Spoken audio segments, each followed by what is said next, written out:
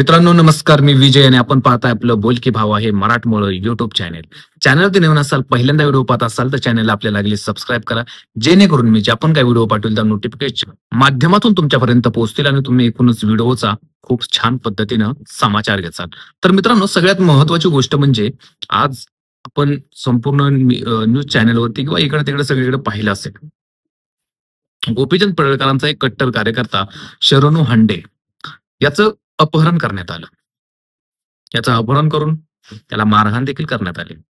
त्याला जिवंत मारण्याचा प्रयत्न करण्यात आला आणि हे सगळं प्रकरण रोहित पवार यांच्यावरती शेकलं गेलेलं आहे. रोहित पवार हे सुसंस्कृत राजकारणी चेहरा म्हणून मुखवटा घालून एकूणच राजकारणात समाजकारणात वावरत असतात.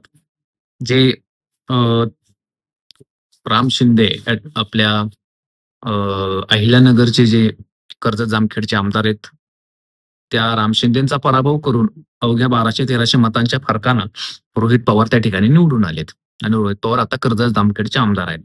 पण मित्रांनो, रोहित पवार आणि गोपीचंद पडळकर यांच्यातला काही संघर्ष म्हणा, यांच्यातली भांडणं हे काही नवीन नाही. खूप दिवसापासून हा संघर्ष चालू आहे आणि गोपीचंद पडळकरांबद्दल सांगायचं झालं तर गोपीचंद पडळकर रोखठोक जे पण काय असेल ते तोंडावरती बोलणारा माणूस आहे.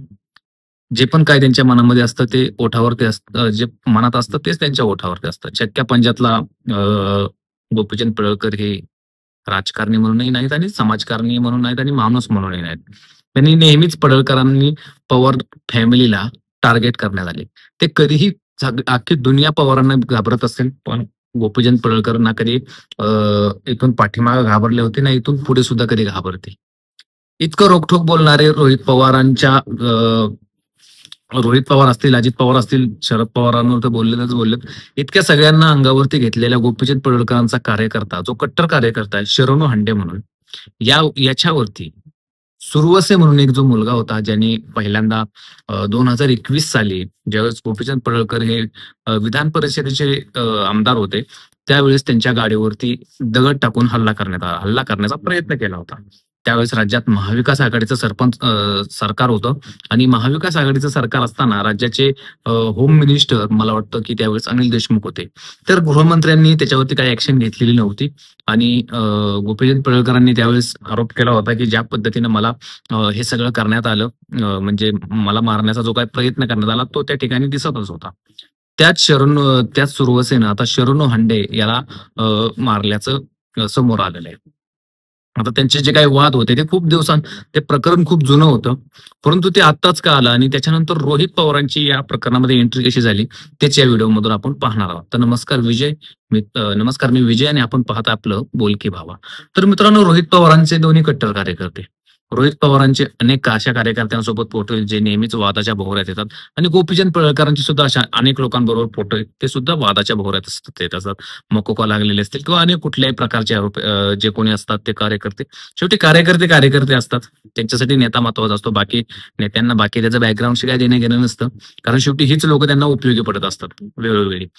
त्या पद्धतीनं जसं या जितेंद्र आव्हाडांच्या कार्यकर्त्याला मारहाण करण्यात आली होती विधान भवनामध्ये, तसे कट्टर कार्यकर्ते गोपीचंद पडळकरांचे खूप आहेत, जसे तुम्ही त्यांच्या पाठीमागं पाहतच असतो आपण नेहमीच. पण या प्रकरणामध्ये गोपीचंद पडळकरांचा आणि रोहित पवारांचा काय संबंध किंवा रोहित पवारांनी या प्रकरणामध्ये कशी उडी घेतली, तर ज्या पद्धतीने शरणू हांडे यांनी स्टेटमेंट दिलं ज्यावेळेस तो हॉस्पिटलमध्ये होता आणि हॉस्पिटलमध्ये बोलताना त्यांनी पत्रकारांशी बोलताना सांगितलं की ज्यावेळेस मला मारहाण केली जाते त्यावेळेस तिकडे व्हिडिओ कॉलवरती रोहित पवार होते आणि रोहित पवार मध्ये चांगली त्याची मस्ती जिरवा, त्याला जिवंत ठेवा फक्त, पण बाकी सगळ्या गोष्टी करा, असं त्याचं म्हणणं आहे. आता मला सांगा, पुढे व्हिडिओ कॉलवरती रोहित पवार आहेत, मग जे रोहित पवार व्हिडिओ कॉलवरती असं बोलू शकतात, मग तो कुठल्या सुसंस्कृत चेहऱ्यांच्या पाठीमागे लपतायत हे तितकं समजून घेणं महत्वाचं आहे.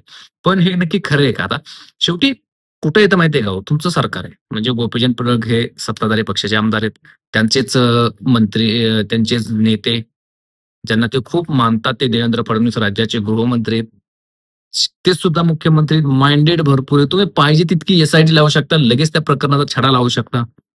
आणि ज्या पद्धतीने रोहित पवारांनी कॉन्फिडन्सनी पत्रकार परिषद घेतली आणि पत्रकार परिषद घेऊन सांगितलं की यात माझा काही संबंध नाही, SIT लावा, CID लावा, तुम्हाला जे काही लावायचे ते लावा, CBI लावा, कुठलीही माझ्या संस्था माझ्या विरोधात लावा, मला काही फरक पडत नाही कारण मी क्लीन आहे. त्यामुळे मला कुठल्याही प्रकारची घाबरायची गरज नाही. असं रोहित पवार सांगतात. मग ह्याच रोहित पवारांचा जर इतका कॉन्फिडन्स असेल तर नक्कीच ते खरंच त्या व्हिडिओ कॉलवर तिथे होते का? का त्यांना अडकवण्याचा प्रयत्न केला जातोय? जे सध्या सरकारवर तुटून पडलेले आहेत. कोकाड्यांचा व्हिडिओ असेल रम्मी खेळतानाचा किंवा अनेक भरपूर काही गोष्टी मेघना बोर्डीकर यांचं ते ग्रामसेवकाला दमदाटी केलेलं प्रकरण असेल. या सगळ्या प्रकरणातून रोहित पवारांना असं कशात तरी अडकवायचं. ते पण पवार आहेत ना. रोहित पवार म्हणजे पवारच आले ते. अजित पवार नाही कशात अडकले कधी, शरद पवार नाही कधी कशात अडकले, तर मग रोहित पवार तर कुठनं अडकतील? शेवटी यांच्या डोक्यावरती या सगळ्यांचे हात असतात. अजित पवारांनी कितीही नाही म्हणू द्या, पण कर्जत जामखेडमधून रोहित पवारांना निवडून आणण्यासाठी अजित पवारांनीच प्रयत्न केले होते. तिथं जर सभा घेतली असती, तर तिथलं वातावरण फिरलं असतं आणि तिथलं वातावरण फिरलं असतं, तर राम शिंदेचा नक्की विजय झाला असता.